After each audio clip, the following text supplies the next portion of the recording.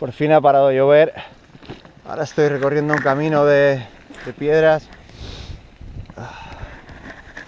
Estoy un poco resfriado, normal, ha estado todo el rato lloviendo y no ha parado. Tengo los pies mojados, aunque llevo protección doble.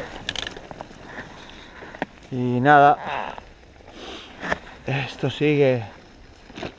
Y bueno, estoy bajando.